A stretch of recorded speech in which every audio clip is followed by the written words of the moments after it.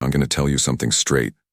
When you served 20 years protecting a community, earned your pension, and finally set up the barbecue joint you've been dreaming about since you were a kid, you don't expect some entitled woman to try and destroy everything you've built. 3 months of her harassment. 3 months of her driving away my customers.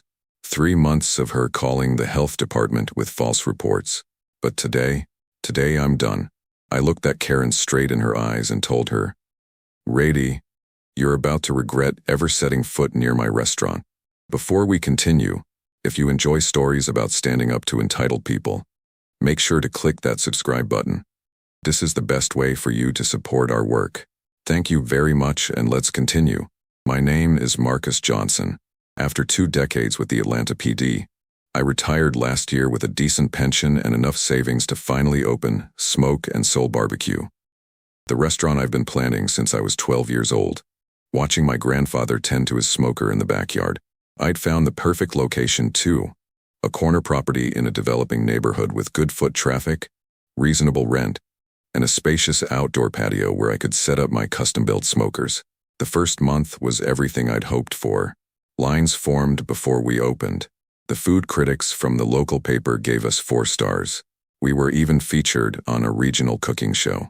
I hired 6 people from the neighborhood good folks who needed jobs. And business was booming.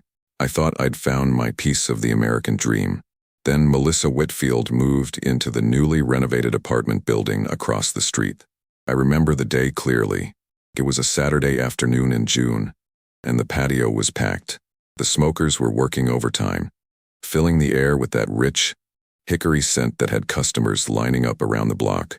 I was bringing a tray of brisket to a family when I noticed her, a thin white woman in expensive yoga clothes, standing at the edge of my property with her phone held high, recording. I didn't think much of it at first. Maybe she was just a food blogger or something. But then I noticed she wasn't filming the restaurant or the food. She was filming the smoke coming from my smokers. That evening, as we were closing up, she approached me. No introduction, no pleasantries. "Do you realize that your smoke is polluting the entire neighborhood?" she demanded, her voice sharp with accusation. "I can smell it from my apartment. It's disgusting and unhealthy." I tried to be diplomatic. "Ma'am, I'm Marcus Johnson, the owner. The smokers are up to code and approved by the city. The smell of barbecue is part of the neighborhood charm." She scoffed. "Charm? It's toxic. I'm vegan, and I shouldn't have to breathe in the smell of dead animals while I'm trying to enjoy my balcony. You need to shut those smokers down." I explained that the smokers were essential to my business. You can't have barbecue without smoke. But I offered to check with my contractor to see if there were any additional filters we could install to minimize the drift. That wasn't good enough for Melissa. She left with a threat. "You'll be hearing from me again." And boy, did I hear from her. The next day, a Sunday, our busiest day, she showed up with 3 friends carrying large signs. "Meat is murder," "Barbecue causes cancer," and "Smoke kills." They positioned themselves on the public sidewalk right in front of my entrance and began chanting loudly about animal cruelty and air pollution. Customers had to walk through their protest line to get to my door. Some turned away rather than deal with the confrontation. Others came in annoyed, their dining experience already soured before they'd even ordered. I called the police, my former colleagues, who explained that the protesters had a right to be on the public sidewalk as long as they didn't block the entrance or harass customers directly. There wasn't much they could do. When they left after a few hours, I thought maybe she'd made her point and would move on. I was wrong. The protests became a regular weekend occurrence. Melissa always led them, her face twisted in righteous anger as she shouted into a megaphone about the death factory across from her home. Our weekend business dropped by 30%, but the protests were just the beginning. One morning, I arrived to find dozens of graphic stickers plastered all over my windows and doors, bloody images of slaughterhouses with my restaurant logo photoshopped onto them. It cost me $200 to have them professionally removed and made me open 2 hours late. Then came the online assault. Negative reviews flooded our pages on Yelp, Google, and Facebook, 1-star ratings claiming they'd found hair in their food, gotten food poisoning, or experienced racist service. I recognized some of the profile pictures from Melissa's protest group. None of them had ever eaten at my restaurant. By the end of the first month, the health department showed up for an anonymous complaint about unsanitary conditions. We passed with flying colors. I run a clean kitchen. But the inspector told me off the record that someone had been calling daily with increasingly outlandish claims. "Someone really has it out for you," he said with sympathy. Throughout all this, I tried to remain professional. I didn't engage with the protesters. I responded politely to the fake reviews. I even installed additional filtration systems on my smokers at considerable expense, hoping it might appease Melissa. Didn't. In the second month, things escalated. One morning, I found a dead plant on our doorstep with a note. "This is what your smoke does to living things." Another day, Melissa accidentally spilled red paint on her patio during a protest, claiming later it slipped from her hand while she was creating a sign. The stain never fully came out of the concrete. My staff began to feel the pressure. Two quit because they couldn't handle the hostility they faced just coming to work. Customers asked uncomfortable questions about whether our food was really safe, influenced by the barrage of fake reviews. I tried reasoning with Melissa one more time. I approached her building and politely asked the doorman to let her know I'd like to speak with her. When she came down, I offered a compromise. I would adjust our smoking schedule to minimize the impact during times she was likely to be on her balcony, and I'd invest in even more advanced filtration. Her response: "The only acceptable solution is for you to stop cooking meat. Period. This neighborhood deserves better than a cancer-causing smoke factory. If you were really concerned about this community like you claim to be, you'd serve plant-based food instead." "Nam," I said, keeping my voice level. I spent 20 years as a police officer serving this community before opening this restaurant. Many of my customers are former people I protected. This is a barbecue restaurant. We serve meat. That's not going to change. Then I'll make sure you don't have any customers left to serve," she snapped. The third month brought the worst yet. Someone called in a false report about a gas leak at my restaurant during the Saturday lunch rush, forcing an evacuation and shutting us down for the rest of the day, a $3,000 loss. I couldn't prove it was Melissa, but the timing was suspicious, coming right after I'd refused to engage with her latest protest. Then came the flyers, hundreds of them, distributed all over the neighborhood and placed on car windshields, with my police department photo next to claims that I had been forced to retire due to excessive force complaints and that my restaurant was a money laundering front. Complete fabrications. I'd had a spotless record, but the damage was done. People began looking at me differently. The final straw came yesterday. I arrived at work to find my front windows covered in red paint, with the words "murderer" written across them. My security camera had been deliberately angled away, but it caught enough of a sleeve, a distinctive yoga jacket I'd seen Melissa wearing many times, to know who was responsible. I called my friend Thomas, still on the force, who came to take a report. "Marcus," he said quietly after looking at the footage, "you know this won't be enough to charge her. It's circumstantial at best." I nodded, feeling a weight settle in my chest. "I know. Have you considered selling? Maybe finding another location?" he suggested gently. The question hit me like a physical blow. This was my dream. I'd invested my life savings, countless hours of work, and all my passion into smoke and soul. The thought of surrendering to harassment made something harden inside me. "No," I said firmly. "I'm not going anywhere." After Thomas left, I sat in my vandalized restaurant, looking at the red paint dripping down my windows like blood, and something shifted in me. I'd spent my entire career following rules, doing things the right way, and where had it gotten me? Being terrorized by someone who had decided her comfort was more important than my livelihood. I was done playing defense. It was time to fight back, or not with vandalism or harassment, but with every legal tool at my disposal. I spent the night making calls and formulating a plan. This morning, I walked into my restaurant with purpose. We cleaned up the paint and opened for business as usual. At precisely 11:30 a.m., when I knew Melissa would be returning from her daily yoga class, I was waiting outside. "We need to talk," I said as she approached her building. She smirked, glancing at my still-stained windows. "I have nothing to say to you." "That's fine. You can just listen." I stepped closer, keeping my voice calm but firm.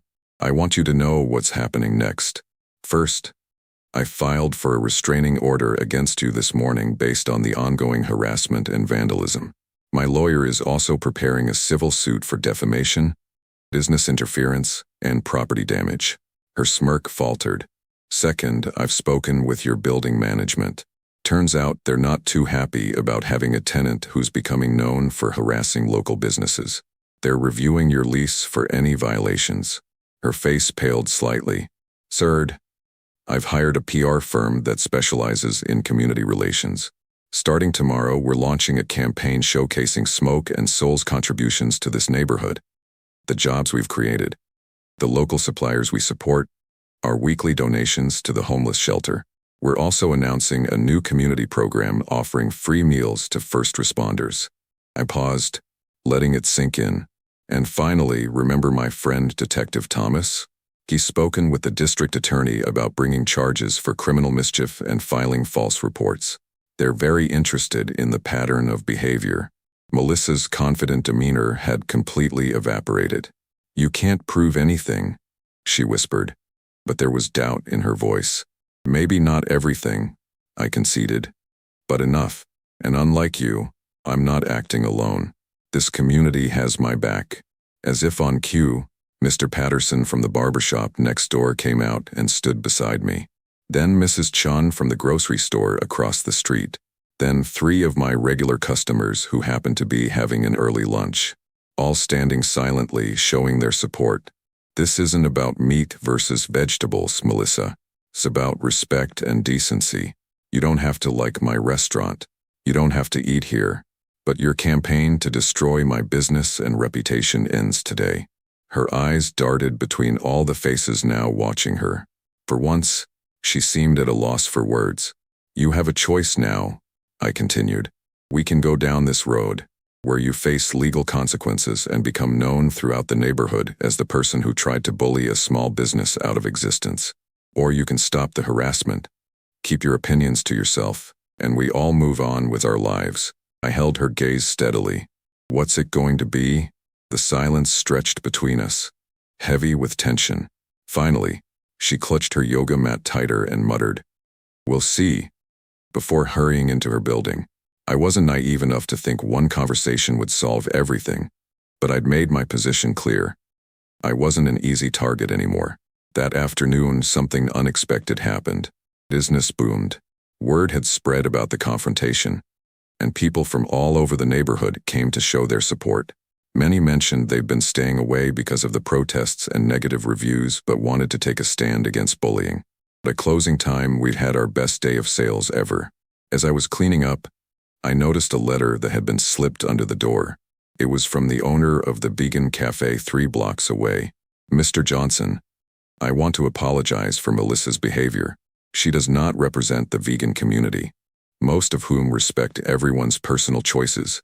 While I don't eat meat myself, I believe in small businesses supporting each other, not tearing each other down. If you ever want to collaborate on a community event that bridges our different cuisines, my door is open. Respectfully, David Park. I smiled, folding the letter carefully and putting it in my pocket. This was the neighborhood I knew and loved. People who might have different views but treated each other with respect. This morning, the day after my confrontation with Melissa, I arrived at the restaurant early, half expecting to find more vandalism. Instead, I found 3 local business owners waiting for me, offering to help install security cameras around my property. By noon, we had a sophisticated surveillance system up and running, donated by the community. The lunch rush was just beginning when I spotted Melissa across the street, watching the restaurant with an unreadable expression. Our eyes met briefly before she turned and walked away. No protest signs, no mise à bonne, just quiet retreat. I don't know if this is truly the end of her campaign against me, but I do know this. I won't be driven away from my dream by intimidation, and I'm not alone in that fight. As a police officer, I learned that communities thrive when people stand up for each other. As a restaurant owner, I'm learning that the same principle applies. My barbecue joint isn't just a business, it's a gathering place, a source of jobs, a fulfillment of a lifelong dream, and it's here to stay. The smoke from my smokers still drifts lazily into the afternoon air, carrying with it the legacy of my grandfather's recipes and my own hopes for the future. Only now it smells even sweeter, like victory. It's been 2 weeks since my confrontation with Melissa, and I want to share what's happened since then. The restraining order was granted, requiring Melissa to stay at least 100 feet from my business and prohibiting any communication with me or my staff. The evidence wasn't just the security footage. Several neighbors came forward with their own documentation of her harassment campaign, including videos of her leading protests and distributing defamatory flyers. Surprisingly, 3 days after our confrontation, I received a formal letter from Melissa's lawyer. It contained a carefully worded apology acknowledging certain actions that may have negatively impacted my business, along with an offer to settle any claims for damages to avoid further legal proceedings.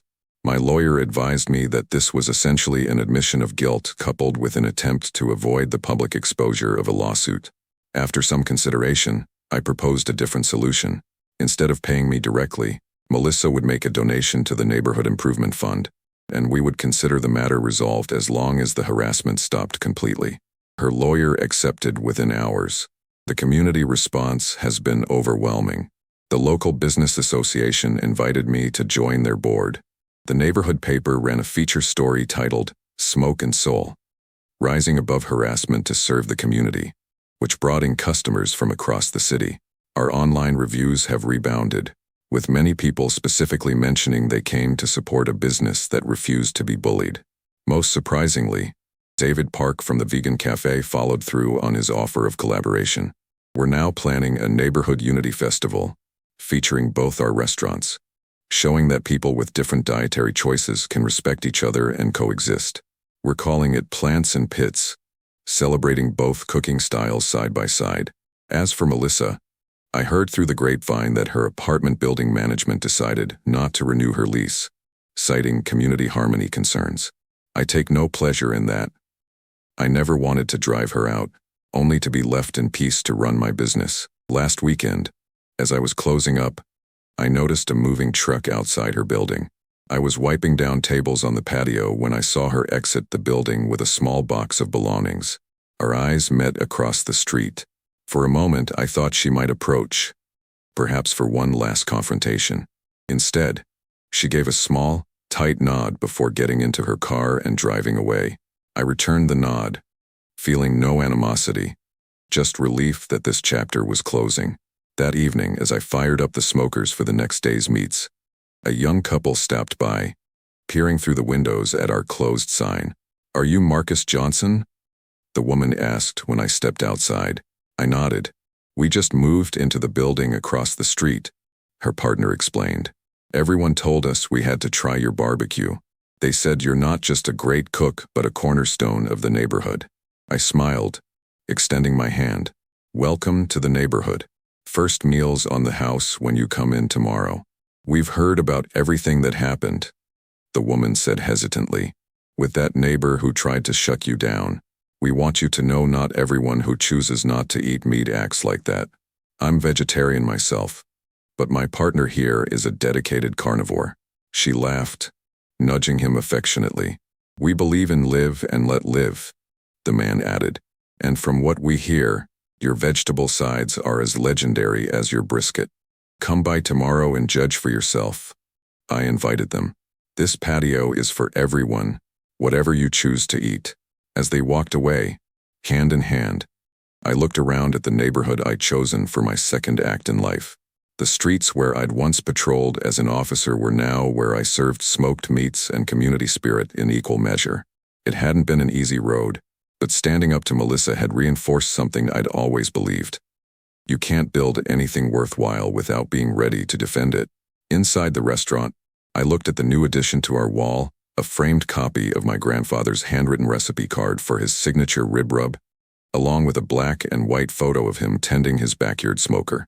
Beside it now hung a new plaque from the business association that read, "In recognition of resilience, community spirit, and really good barbecue."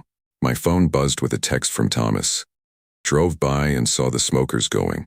Save me some brisket for tomorrow." I texted back, Always a plate for you.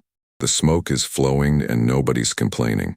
As I locked up for the night, the rich aroma of hickory and slow-cooking meat filled the air. Across the street, lights glowed warmly in apartment windows, including the one that had been Melissa's, now belonging to someone new. The neighborhood kept evolving as neighborhoods do. I thought about Melissa sometimes, wondering if she'd found a place more suited to her preferences. I didn't wish her ill. Everyone deserves to find their own peace. But I remained grateful that I'd found mine right here, standing my ground. The next morning, I arrived at Smoke and Soul before dawn, as usual, to check on the overnight smokes. The parking lot was empty except for one car I didn't recognize. As I approached the door, I noticed a woman sitting on the bench outside, bundled up against the early morning chill. It took me a moment to recognize her without the yoga outfit and angry expression. It was Melissa. My guard immediately went up. "You shouldn't be here," I said, stopping several feet away. "The restraining order." "I know," she said quietly. "I'm violating it, but I'm leaving town today, and I couldn't go without saying something first." She stood up but maintained her distance. "I won't stay long." I remained silent, wary but willing to listen. "I came to apologize," she said, looking directly at me for perhaps the first time without hostility. Not through a lawyer or with some formal letter, but face to face. I crossed my arms, waiting. When I moved here, I was coming off a bitter divorce and looking for something to control in my life. She continued, "Your restaurant became the focus of all my anger and frustration. It wasn't about the smoke or even the meat, and not really. It was about me feeling powerless and making someone else feel the same way." She looked down. "I convinced myself I was fighting for a cause, but I was just being cruel. The way the neighborhood rallied around you. It made me realize how isolated I'd become in my anger." The sincerity in her voice was unexpected. I felt my posture relax slightly. "I'm moving to my sister's place in Colorado," she said, starting fresh. "Before I go, I wanted you to know that I regret what I did. All of it. You didn't deserve any of it." For a long moment, I just studied her face, searching for any sign of manipulation or insincerity. I found none. "Why tell me this in person?" I asked finally. "Why risk violating the restraining order?" She gave a small, sad smile. "Because some apologies need to be made in person to mean anything. You can report me if you want to. I'd understand." I thought about it, about all the stress and anger of the past months, about the community that had come together in response, about second chances and moving forward. "I appreciate the apology," I said finally. "I hope you find what you're looking for in Colorado." Relief washed over her face. "Thank you for listening and for not calling the police." I shrugged. "Former cop, remember? I know the difference between someone who's a threat and someone who's just trying to make amends." She nodded and turned to leave, then hesitated. "Your food. I'm sure it's as good as everyone says. I wish I'd approached things differently when I moved here. There's always David's Vegan Cafe," I suggested. "He makes a mushroom sandwich that even impresses me." A genuine smile crossed her face. "I'll stop there before I leave town." As she walked to her car, I called after her. "Melissa." She turned. "Safe travels." She raised a hand in acknowledgement before driving away. I unlocked the restaurant, thinking about the encounter as I checked the briskets and ribs that had been smoking all night. Their rich aroma filled the kitchen, a smell that had once triggered Melissa's rage, but now seemed like a symbol of resolution. By the time my staff arrived, I had already decided not to mention Melissa's visit. Some moments aren't meant to be shared widely. Besides, the neighborhood had moved on, and so should we. That day, the new couple from across the street came in for their promised meal. They sat on the patio, she with a plate full of our vegetable sides, he with a full rack of ribs, both enjoying their choices without judgment. As I watched them from behind the counter, I thought about how communities work best, not when everyone is the same, but when differences are respected. Not when conflicts never arise, but when they're resolved with dignity. Outside, the smokers continued their work, sending fragrant hickory smoke into the air above a neighborhood that had proven itself stronger than the forces that would divide it. And inside, I served plate after plate of my grandfather's recipes, continuing a tradition that had survived far worse threats than one angry neighbor. The lesson wasn't lost on me. Standing your ground doesn't always mean standing alone. Sometimes it means giving the community a chance to stand with you. 6 months have passed since Melissa's departure, and Smoke and Soul has flourished beyond my wildest expectations.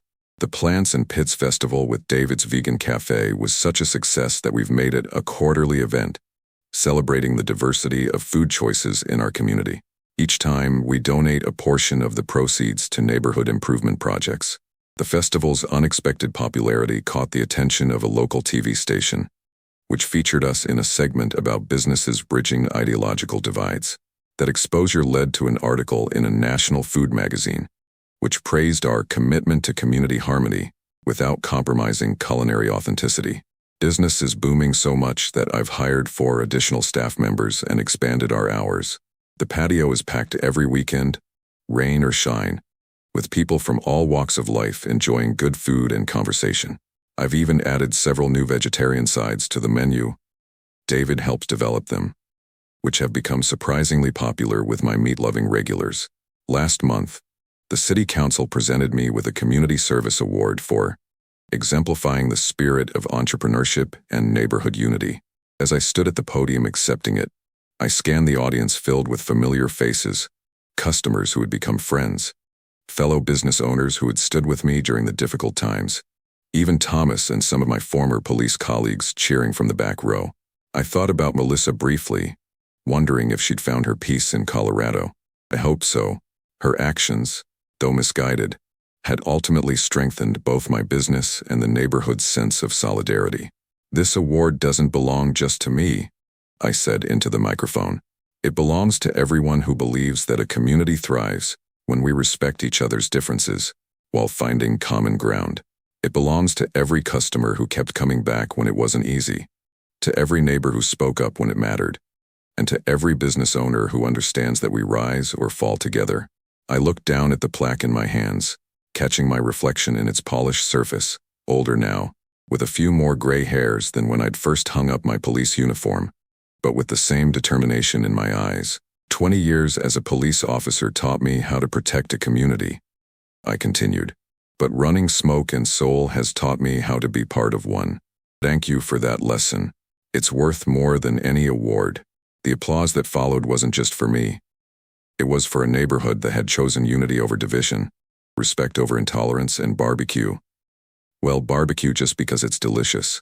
Later that evening, as I closed up the restaurant, I noticed a postcard that had arrived in the mail. It had a Colorado postmark and just a short message. Saw your restaurant in the magazine. Congratulations. Finding my own pass now. Tim.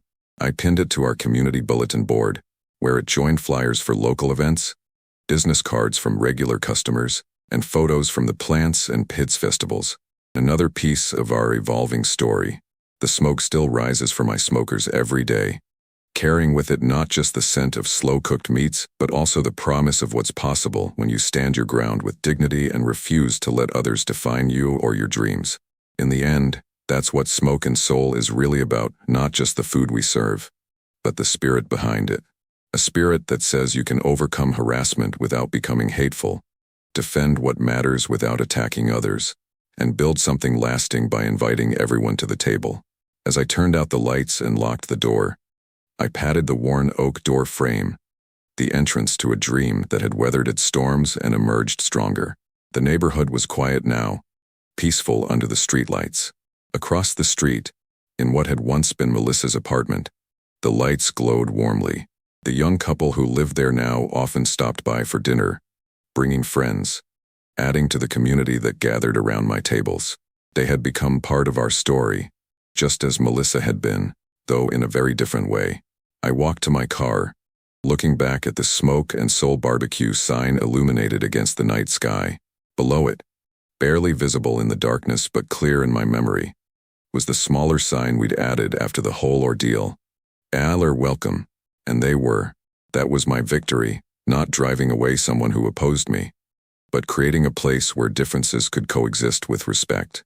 A place that stood for something beyond just good food. The next morning would bring another day of smoking meats, serving customers, and building community. The work was hard, the hours long, but the reward was right there in front of me every day. A dream realized, a community strengthened, and the knowledge that when pushed, I hadn't backed down. Some might say I'd made Melissa regret her actions through legal means and community support, but the real victory wasn't in her regret. It was in my restaurant's continued success and the neighborhood's renewed spirit of unity. The smoke for my smokers still rises, now uncontested, carrying the message that had been there all along. This is a place of passion, tradition, and welcome. This is smoke and soul, and it's here to stay.